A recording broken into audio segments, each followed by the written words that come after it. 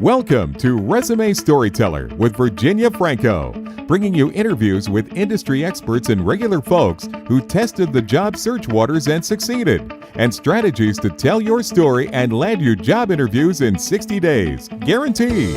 Here's your host, Virginia Franco.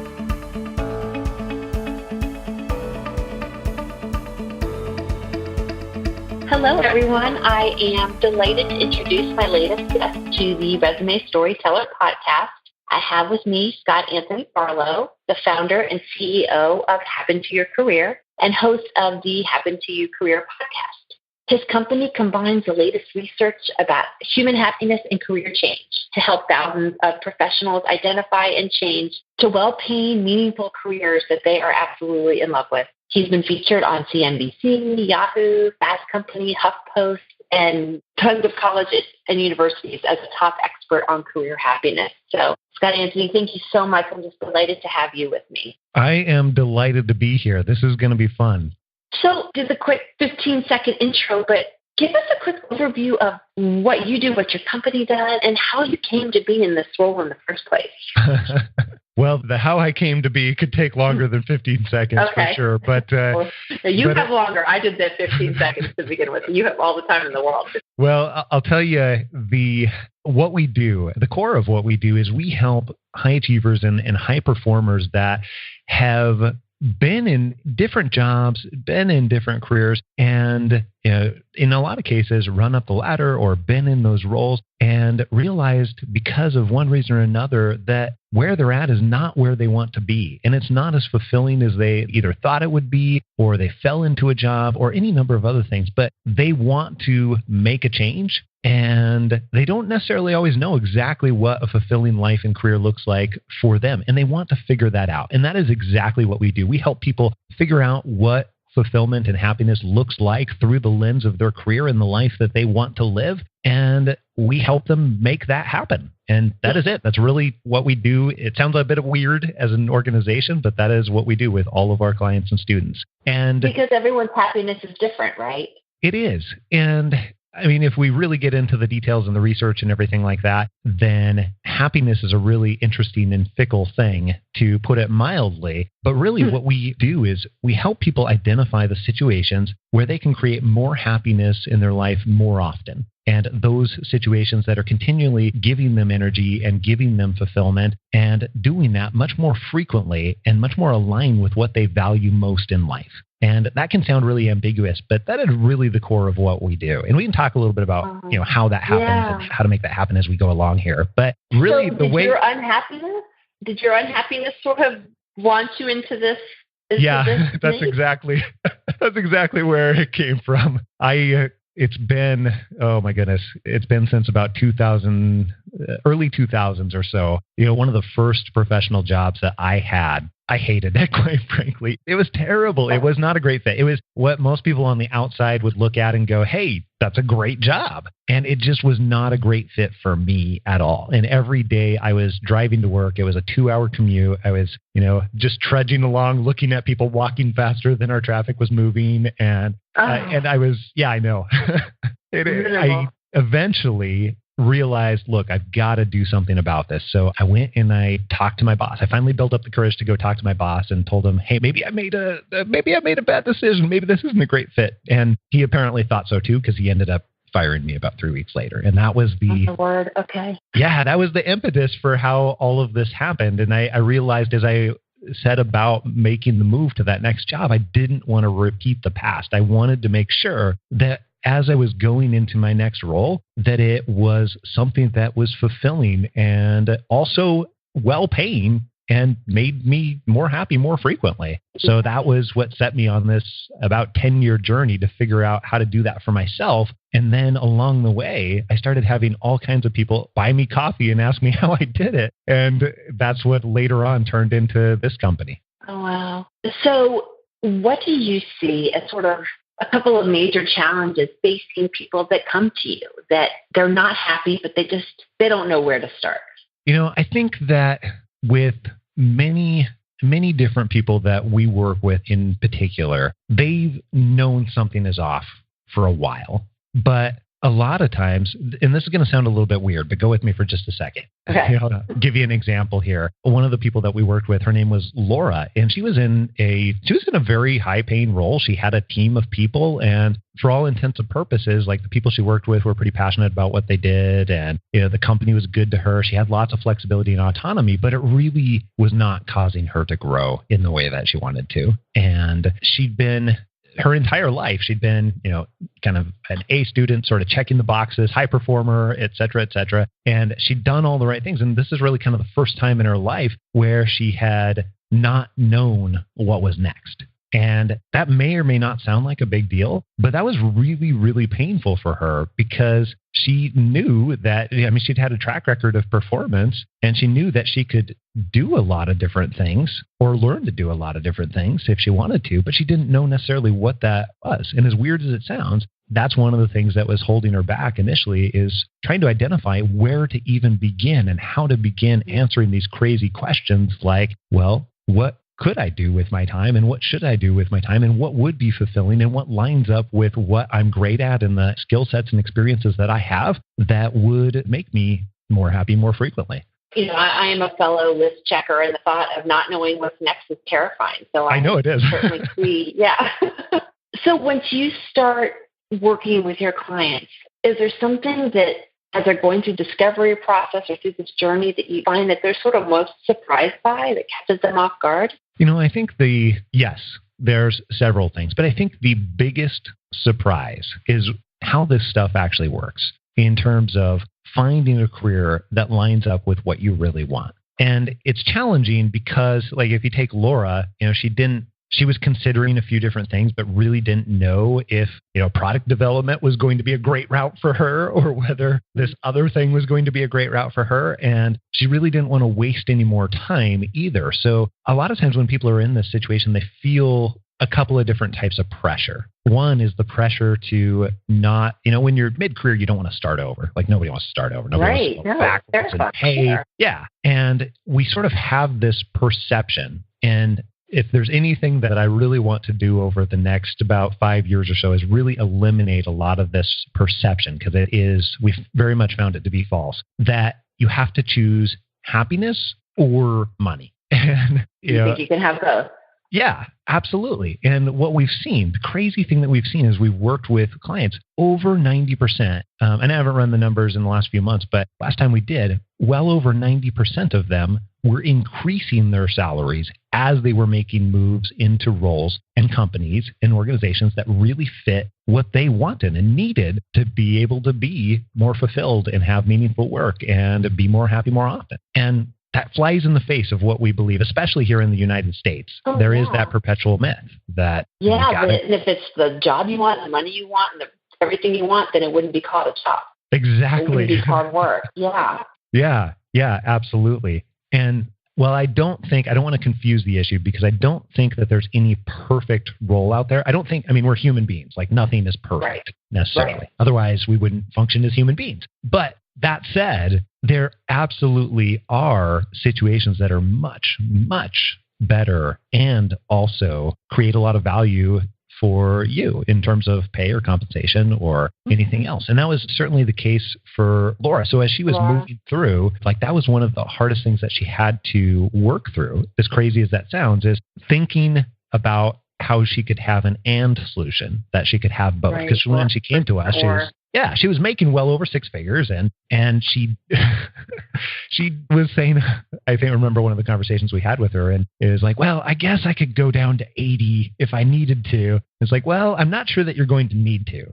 You've got tons of marketable skills, and after we identify what is most important to you, it's very, very possible for you to have both. And consequently, she made a $30,000 increase as she went into the next role. Is it your sense that the and versus the or works well regardless of what's going on in the economy? Because I'm thinking back to 2006, 2008, and it was, there's no or. It's you have a job and you're grateful for it kind of mindset, where now things are a little better economically. So it feels a little more luxurious and more of an ability to take a risk that we wouldn't have otherwise. Let me answer that two ways. And they may seem in conflict with one another, but I'll try and explain my thoughts. So as a whole, if the economy is not doing great, like there's going to be some people that are going to experience or feel that, right? Just in terms of if it's moving up versus down, then there will be some people that are going to feel that. However, what I have realized over the years is that there is always going to be people that are going to benefit from those types of situations as well. And there were many companies, and this doesn't get as much play because it's not as sexy of a story in some cases, but there were many companies that grew throughout that time period too. That's true. But That's true. There were winners and losers, you're right. Yeah. The woe is me story, though, has a tendency to sell more, unfortunately. And what I've realized is, any individual that might be listening to this right now can choose which side of the situation that they want to be on. Because yes, maybe the economy as a whole is going down or whatever, but somebody is going to go up. So I have always wanted to, for myself, take steps to put myself in the situation where I'm going to be the exception. And I think any given person can really do that too. You can either choose to go down with the economy, or you can choose to take steps that are going to set you apart and be one of the few people that are going to move up. And I always want to know, what are people doing that are going to cause them to be the exception to the rule rather than the rule itself? So it's a seesaw where someone goes up and someone goes down versus a slide where everyone goes down. I never thought of it that way. And I don't even think, so here's another thought process too. Those organizations that were moving up and some of the leaders in those organizations that were moving up, I think that I look at it as my duty as somebody who wants to be the exception. I look at it as my duty to pull other people along the way. Because if I'm taking the responsibility, and that's kind of how I look at it, to be that exception, then I guess I do think that there's responsibility that goes along with it. And part of that is to bring other people up at the same time. And I think that that's kind of more a moral thing and ethic thing. I don't know if everybody agrees with that necessarily, but that's how I feel about the subject. Yeah, no, I agree. So shifting gears a little bit, what advice would you give someone who is thinking about making a career move? Sort of they're in that spot where they haven't done anything yet. Where do they start? This is going to sound a bit counterintuitive at first, but as I think the most important thing, since you only have so many years on the planet, then the most important thing is, especially if you're worried about wasting time or any of those other worries that have a tendency to pop up, the most important thing is to actually figure out what it is that you want and what is most important to you prior to going and taking tons of activity, making tons of activity, making that career change in the first place. And most people, you and I just talked about, like, if you're a list checker and everything like that, you want to take action because you want to feel in control and you want to get moving right away. But that actually is counterproductive in the process, where your end goal is to align your work with the life that you want to live and create more happiness, more fulfillment, more enjoyment, more frequently. So, it's like a road trip. Like, if you don't know what the destination is for the road trip, it's going to be really hard to plop it into Google Maps or your GPS or something else and chart a route to get there. And you're just going to end up driving around and you end up in Montana and I don't know. It's not going to be a great situation. Right. You're saying, identify your deal breakers and what's important to you and what you absolutely cannot accept. That's part of it. Absolutely. So think about it this way. To be able to identify that destination, a lot of times, you and you've worked with career changers and stuff, this, but not everybody necessarily thinks about it this way. It's most easy if you've got the most clear picture, because if you can say, I want to be an HR director in this type of company, blah, blah, blah, blah, blah, then it's most easy to build that pathway to there and represent yourself via resume or branding or anything else like that. But we also find, absolutely. We also find, though, that thing number one is, job titles and things change from organization to organization. An HR director at one organization doesn't do the exact same thing as an HR director in another organization. So that part is one factor. The second part, though, is sometimes for many people, as we've really delved into the research over the years, we realize that what is going to create a great situation for you, 60 to 70% of people, what's more important than the actual work tasks itself is actually whether or not the rest of the situation, like the environment or the people that you work with, or creating the right finances so that you can achieve your other financial goals in life, or all of the things that surround that often are more important than the actual day-to-day tasks itself, which means that it's critical to identify those other pieces rather than just solely focusing on the role. It's not that the role is unimportant, because that's not true. But in many people's cases, we find, and the research suggests, that other factors are far more important. So here's the way that we look at that. Once we break it down into really what creates happiness and fulfillment, we realize that there's a number of different things. And we help people approach it in their careers much the same way you put together a puzzle. And we call this the puzzle method. So I'll give you a quick story as far as how this works out. So if you're looking to create that destination, but realize that it's not necessarily as much about a role, you really do have to think about it like a puzzle. So go back a few years where my youngest son was 2 or 3 years old. And the first time that he was putting together puzzles, I was watching him and he was taking one piece and taking another random piece, and he's like trying to mash them together, just totally jam them together, right? That's the way I do puzzles. Yeah, and it gets pretty frustrating pretty quickly, right?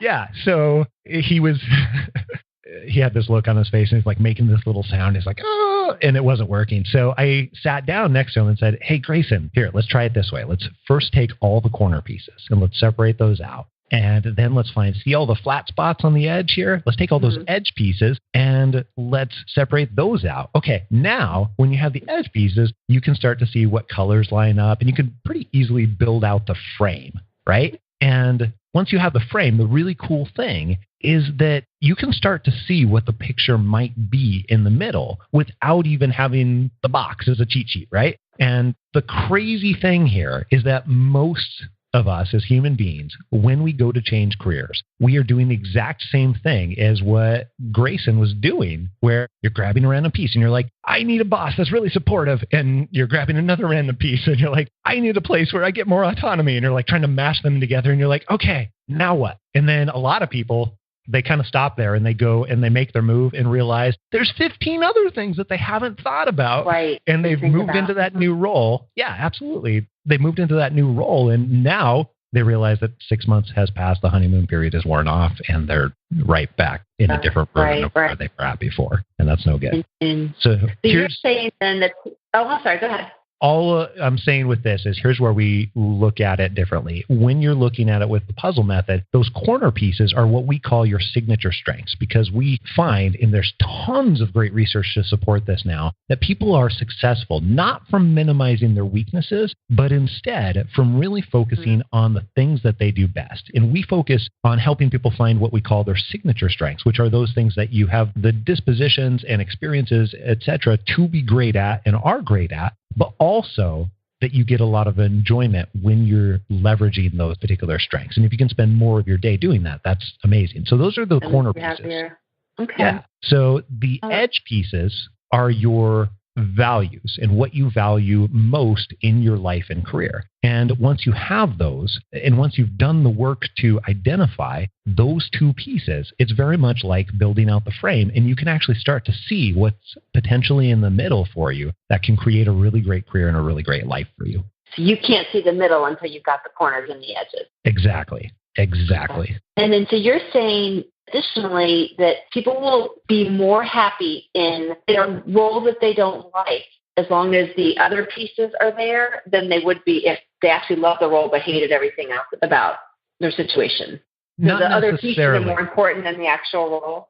You know, I've actually been looking for the answer to that too. In the research that's out there does not isolate it in that particular way. So I'm not sure that I fully know the answer to that. Okay. What I have observed is that in either one of those situations, if one of those is drastically missing, it's going to create an undesirable situation. And for most people, and depending on which study you look at, then it's potentially as high as 87% where one of those pieces on either side, whichever scenario that you just, either one of those. Yeah. One of those is missing. Either they're not getting to do work that where their strengths and their talents line up with it and they enjoy the actual role itself, or vice versa, where the organization or environment or some other aspect, not necessarily in the work itself, isn't in alignment with what they want and what they value. Okay. Either one creates disparity and ultimately not a desirable situation. And it feels frustrating. You know it when you're there. You know it when you're there, but figuring out it's hard when people are jumping in. Yeah. And then find themselves in that situation. What advice can you give to someone who is currently engaged in trying to make a career change? No success. Do they start with the corner? Should they start with the frame? Where do they start?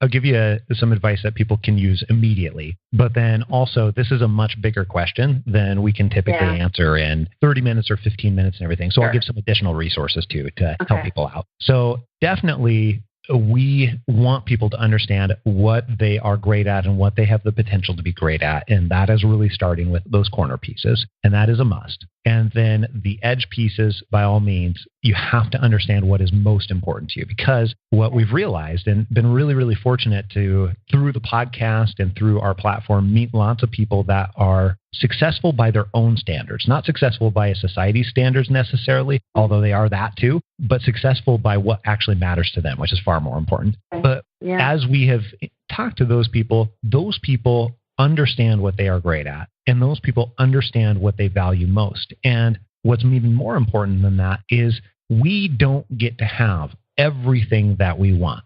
I mean, we put value on far more many things than any given person can have, no matter how much money or time or whatever you have. Right. That, by definition, means that the only way that you can meet your own level of success, by your own definition, is to understand what it is that you value the very most in your life.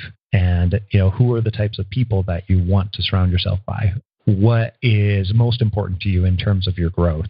And, what are the most important things in terms of your career? But here's one exercise particularly can help you out with strengths that anybody can do any place at any time. And that's why I love it. You can literally pull out a piece of paper, list down, leave a little bit of space in between, list down all the roles that you've worked in over the years, projects that you've worked on, volunteer, work, non-work, and then under each one, you've left a little bit of space in between each one. I want you to ask yourself two questions. What is it that I enjoyed most out of this particular role? And there's always something. Like, if nothing else, you enjoyed getting a paycheck, right? So there's always something. Right. Or I love the coffee. Who knows? Right. Yeah. There's always absolutely something there that you enjoyed most about, the people, the work, the environment, something, even if it's small. And then the other question is, what was I good at? Or what was I better at than the average person in this particular role, this particular place? What did I gravitate towards? And what you can do from there is, and again, anybody can do this, is be able to take out, after you've gone through and answered all of those questions for each of those roles, look at what the themes are. And inevitably, there's always a few themes. And although this is not going to be the perfect answer to your, what do I do for the next 7 steps? What it is going to do is it's going to give you a beginning. And that beginning is going to help you understand, where should I be focusing more of my time? And then you can start to evaluate from there, what are the roles that allow me to do more of my strengths more frequently? What are the companies that value those pieces? And how can I begin to understand how to align more of what I enjoy more frequently in my day? Right. So that's a really easy exercise. That's great. Now, does that exercise work as well with people that could go in a number of different directions because they do have a lot of different skills? Yeah. And, quite frankly, for the people that we work with, it's usually pretty skilled and pretty talented in a number of different areas. And it's more difficult for them to begin narrowing down where are the places that they want to go. So here's another resource actually that can begin to help with that. Often a lot of the coaching and programs that we do are very specifically offering targeted help for each person's situation. But another resource that people can get started in beginning to narrow it down on their own is if you go to figureitout.co, that's figureitout.co, then you can just drop in your email address and it'll enroll you for an 8-day mini course to help begin figuring out the most important pieces of what you want in your next role. And it'll help you guide you through a few different exercises over a period of about 8 days and sends it right to your email box. Oh. And that's a great way to get started moving down the path, especially if you're in the place where it's like, hey, I've got these, I'm considering this and this and this. Or you're like, I'm not even sure where to go. And I don't want to miss out on something that I've never heard of. Whatever the situation, it's a great way to be able to begin getting started. Oh, I love that. All right. Thank you. So I come across this topic constantly, eager to hear your thoughts. People that are older and, older Gen Xers, baby boomers, worried about the potential for age discrimination in making these kinds of changes, in terms of hiring practice, et cetera. What thoughts do you have on that topic? I have lots of thoughts. Some of them are not very politically correct, and I will. I'm older than you are, so let's hear them. And here's why I say that.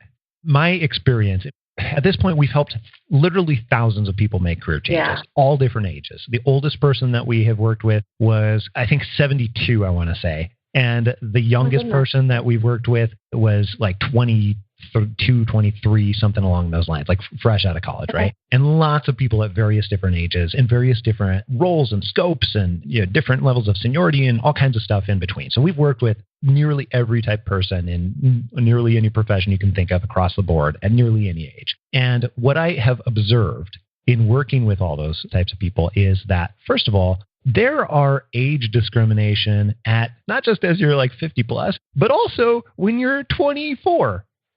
You're right. It goes both ways. And what's also really challenging, we're actually working on an article right now to help people understand what are the real and perceived challenges when you're in your 20s versus 30s versus 40s versus 50s. And what are the actual things that are more difficult and what are the actual advantages that you have at any given level too. And what I find is that those people that come in with the mentality of, look, I'm going to make this work for myself and I am going to leverage what I have in my advantages, those people always make successful changes every time. Yeah. It doesn't matter if they're 50. So you're saying so everyone has advantages and everyone has disadvantages. Okay. Yes. Yeah. And I have seen just as many people that are in their 50s that are complaining about millennials being entitled that are taking on an entitled mentality. And that's not helpful at any, it really isn't helpful at any level. At any level. You're right.